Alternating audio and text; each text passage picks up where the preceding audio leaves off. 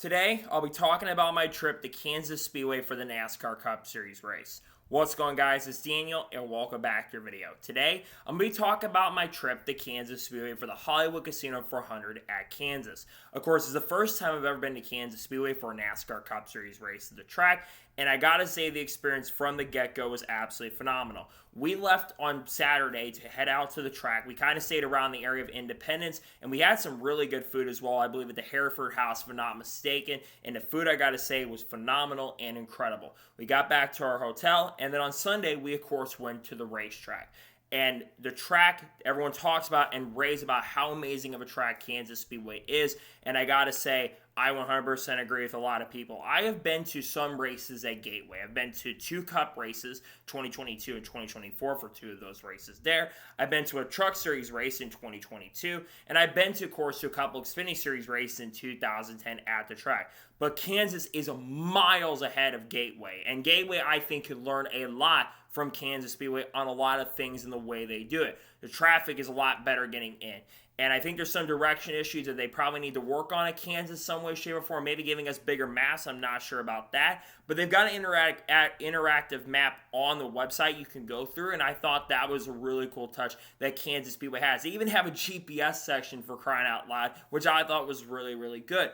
Once you get into the track, though, the service and the people are so friendly. Everyone talks about how great fans are and NASCAR fans are, and I 100% agree. Fans were so friendly and were really, really fun to talk to as well. I met some really good people, of course, at the Tweet Up. There's a lot in the infield before getting talking about the Tweet Up. There's a lot of really good things in the area you can do. There's more access. There's more stuff you can do.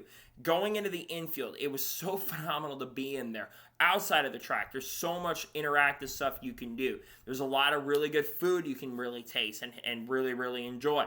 There's a lot of really cool interactive things you can have. There's the fan experience right on the left, I believe on the left side, going toward turn number 3, I'm pretty sure. And there was a lot of really cool stuff. They were going to have, I believe, Kenny Wallace out there. I'm pretty sure didn't get to see that. But we walked around the track. And then once you get inside the track, there's just still a lot you can do. There's food you can get. And you can go up to your seats as well.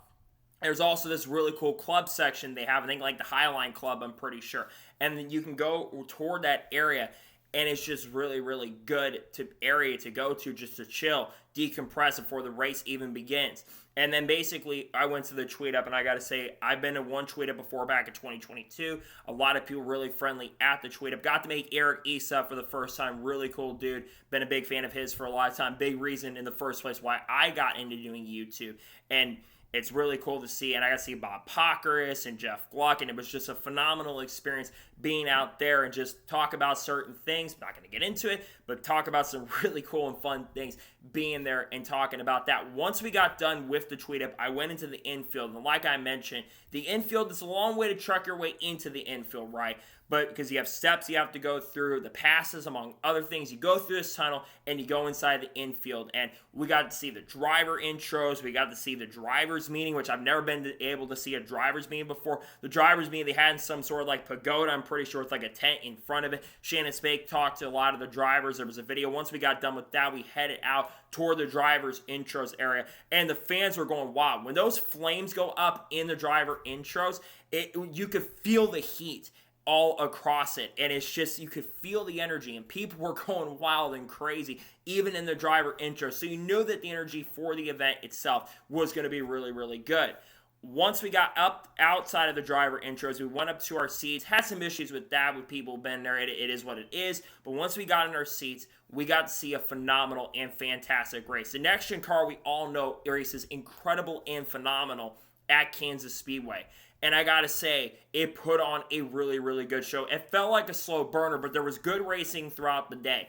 Obviously, Denny Hamlin and Cristobal were the 2 fastest cars in the race. The Toyotas were really, really strong. But there were drivers I was watching throughout the day that were making moves. I saw Kyle Larson have a pretty good long-run car, especially early in the race. He was really good in the practice session earlier in the weekend on Saturday and was charging his way up to the front.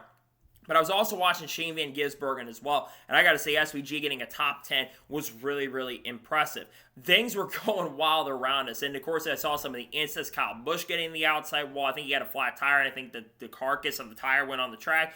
I also, of course, saw J.J. Yeley spin through the grass, and I told my dad, I was like, it's always a back marker that's going to ruin the strategy every single time, though I'm a big fan of J.J. Yeley nowadays, not like back in the day. But then, of course, it got really chaotic at the end on the final runs, and then, of course, you had a crazy moment where Zane Smith rode the outside wall and flipped upside down.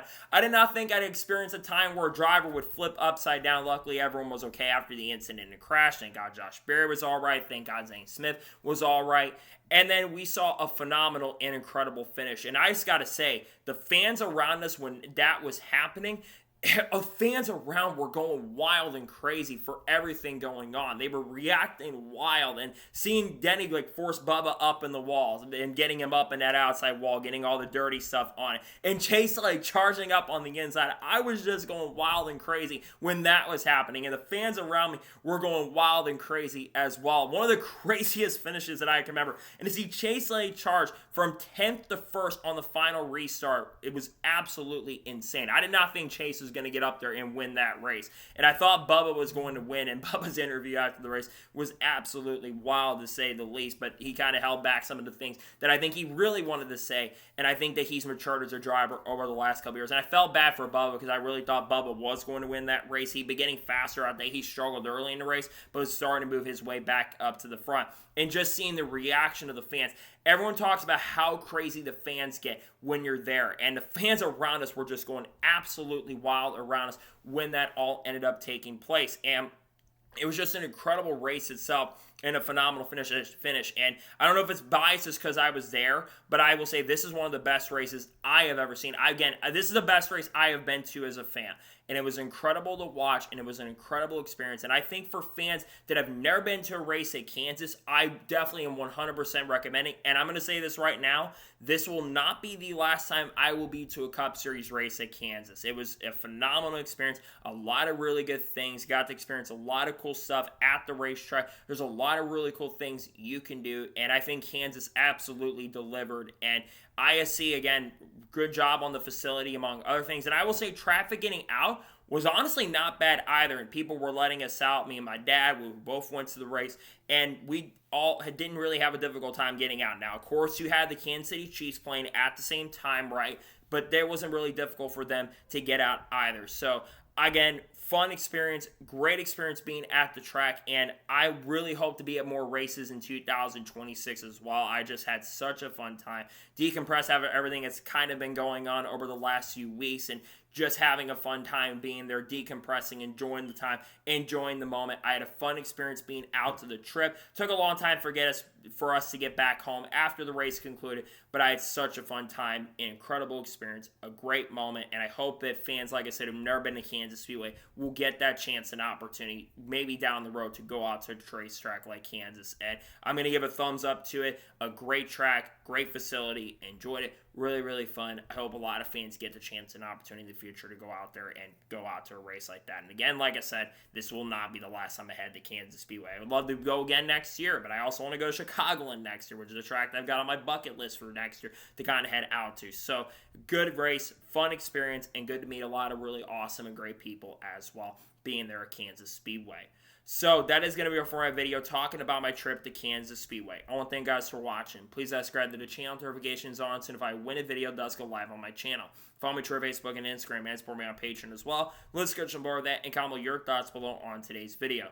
Guys, I really enjoyed my time being out there. There's a lot of really good content dropping this week. Tomorrow, we're going to have a couple NASCAR news videos dropping on the channel. Might split them up throughout the week, so there's so much news to catch up on from earlier in the week. And then, of course, there's some other content coming as well. There might be a silly season update dropping in a couple of weeks. We'll have to wait and see. I'm not probably going to be doing Truck Series Picks and Roll today, but that probably will be coming on Tuesday more than likely.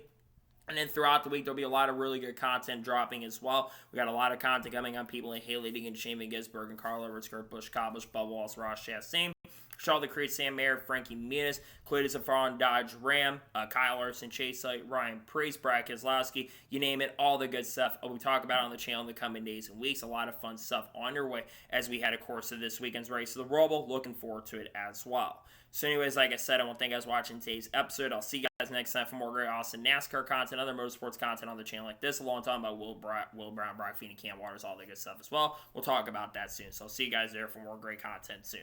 Take care, everybody.